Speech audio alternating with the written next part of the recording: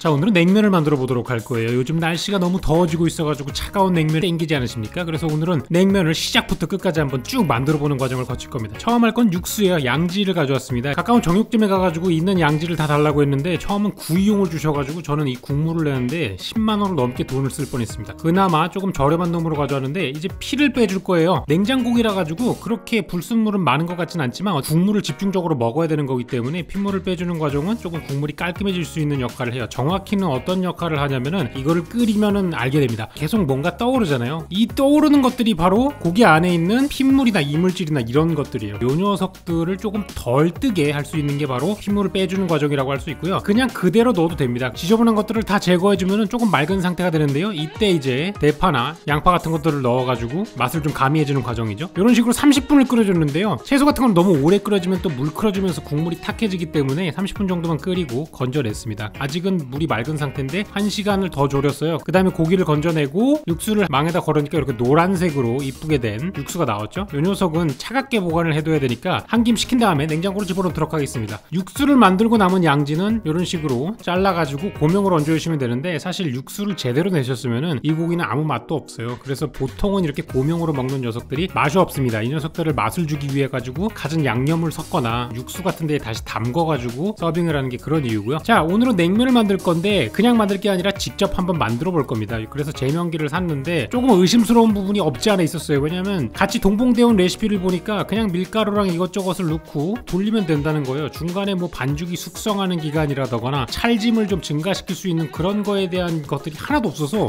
진짜 그냥 이렇게 5분 정도만 반죽을 쳐도 면이 찰지게 나온다고? 이런 의심이 많이 들었어요. 근데 뭐 일단은 설명서에 그렇다고 나오고 있으니까 뭐 한두 푼 하는 제품도 아니니까 일단은 믿어봤는데 저는 처음에 추러스를 만드는 줄 알았습니다. 젠장 면들이 나오면서 서로 다 달라붙어 버리는 거예요. 설명서에는 여기다가 밀가루를 쓰면은 안 들러붙을 수 있다고 했는데 앞에 무슨 건조 기능이 있어가지고 바람이 나옵니다. 그래서 밀가루를 넣으면은 밀가루가 다 날아다녀요. 개판이 돼가지고 반죽을 다시 한번 만들었습니다. 원래 레시피에 있던 거보다 물기를 조금 줄여서 하고 밀가루도 깔아놓고 하니까 그나마 조금 덜 하더라고요. 쭉 연결된 하나의 면이 만들어졌습니다. 솔직히 탄성은 별로 있지도 않았어요. 여전히 투둑투둑 끊어지는 거 보이시죠? 그래도 혹시나 모를까 해가지고 조금 말려봤고요. 그 다음에 메밀가루를 가져왔어요. 냉면에는 메밀이 들어가잖아요. 그리고 요거 같은 경우에는 계란 같은 것도 전혀 안 들어가고 메밀에다가 밀가루, 물만 들어가더라고요. 뭔가 조금 다른 것과는 다르네. 신뢰가 더 갔는데 여전히 뭐 면은 잘 뽑혔습니다. 그래서 여기까지는 아주 괜찮았단 말이죠. 보시면 그냥 멀쩡한 면같이 생겼잖아요. 자, 그리고 이제 세 번째인데 이번에는 녹차를 사용하기로 했어요. 면이 녹색이면은 조금 더 시원한 느낌이 들지 않을까. 동치미국수 같은 거에 왜 색깔 있는 녀석들 나오잖아요. 빨간색, 녹색 이런 거를 좀 해보려고 만들어봤습니다. 요것도 이제 기계에서 준 레시피를 그대로 따라가지고 한번 만들어봤어요. 심지어 밀가루도 그냥 밀가루가 아니라 찰밀가루를 써야 된다 그래가지고 인터넷에서 찰밀가루를 일주일이나 배송을 기다리면서 구해가지고 만든 그런 면입니다. 좀 더 찰기가 있고 쫀득함이 있는 그런 밀가루인 줄 알았어요. 끓여보기로 했죠. 저는 굉장한 걸 기대했습니다. 직접 만든 갓 만든 면의 쫄깃탱글한 거를 기대했는데 좀 이따가 보니까 이건 무슨 뭐 녹조가 떠 있는 것도 아니고 점점 심각해지더라고요. 그리고 심지어 면이 다 떡져 있고 잘 익지도 않고 전부 다 조각조각 나는 겁니다. 저는 무슨 올챙이 국수를 만드는 줄 알았어요. 이걸 건져보니까 더 심각한 거예요. 강가에 떠 있는 이끼 건져내듯이 저렇게 되는데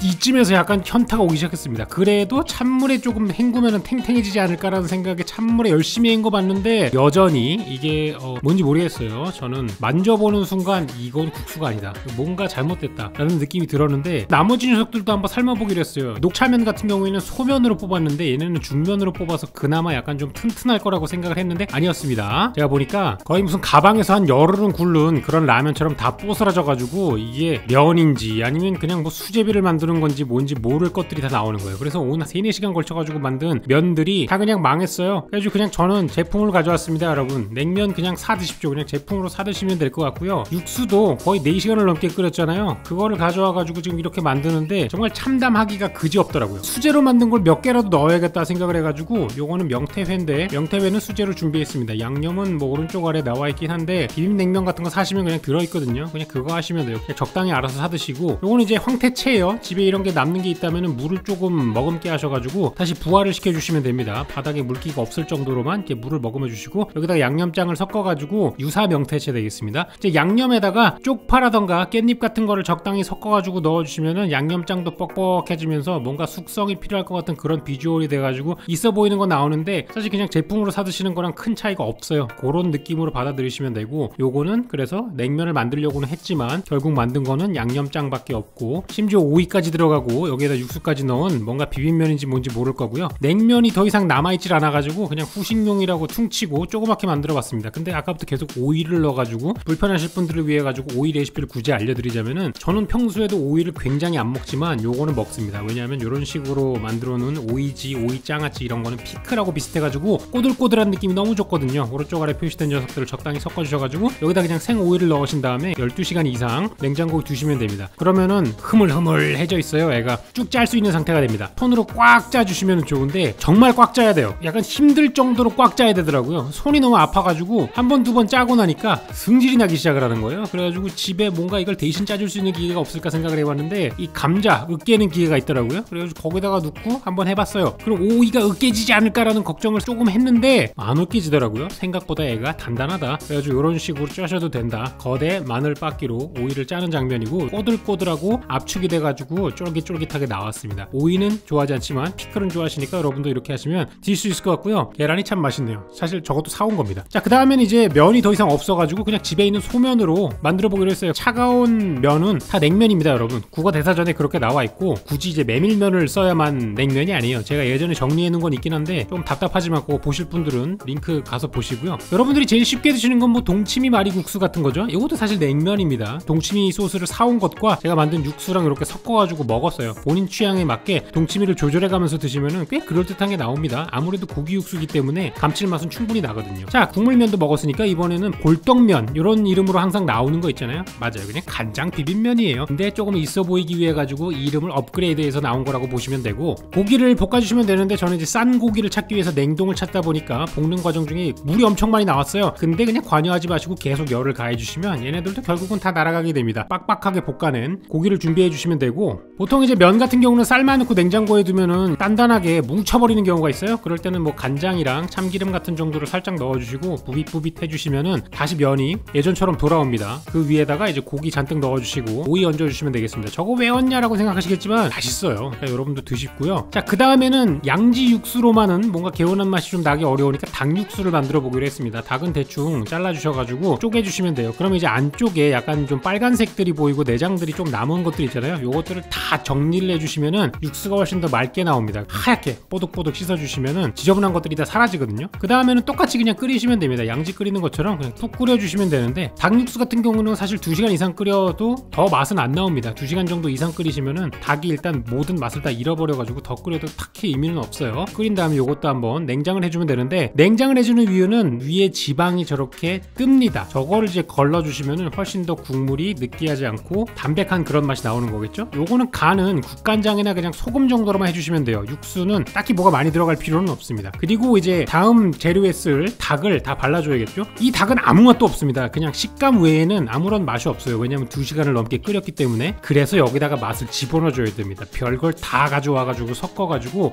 어떻게든 감칠맛을 내주려고 해주는 장면인데요. 겨자 소스로 버무린 닭이 되는 거겠죠. 요걸 얹어주면 좋은 음식 있잖아요. 초계면이라고 하는 건데 닭육수에다가 닭 무친 거를 넣고 그냥 간단하게 먹는 겁니다. 이렇게만 드셔도 여름에는 시원하게 드실 수 있고 제가 좋아하는 것 중에 하나고, 또 이제 국수 중에 콩국수 좋아하는 분들이 계시잖아요. 저는 개인적으로 취향은 아니지만 그래도 예전에 레스토랑에서 일할 때 쉽게 만드는 거는 하나 배워둔 게 있어가지고 이런 식으로 하면은 괜찮습니다. 뭐 다 콩으로 만든 거잖아요. 두유도 콩이고 두부도 콩이고 땅콩도 콩으로 만드는 거니까 이 콩으로 들어가는 것들 다 넣고 그냥 해주시면은 콩국수 맛이 납니다. 묘하게도 맛있어요. 그래서 오늘은 여러 가지 방법으로 냉면을 만들어 봤습니다. 여러분이 맨날 알고 계시던 그런 평양냉면과 함흥냉면 이외에도 굉장히 여러 종류의 냉면이 있고 다 여러분들이 한 번씩 드셔보셨던 것들이니까요. 날도 더워지는데 냉면 한번 어떠세요? 쉬운 것들은 집에서 만들어 드셔야 되는데 정말 귀찮은 것들은 솔직히 육수 만드는데 시간을 쓰실 필요가 없습니다. 그러니까 적당히 사 드셨으면 좋을 것 같고요. 오늘도 긴 영상 시청해 주셔서 고맙습니다. 저는 다음 시간에 또 다른 영상으로 다시 찾아오도록 할게요. 감사합니다.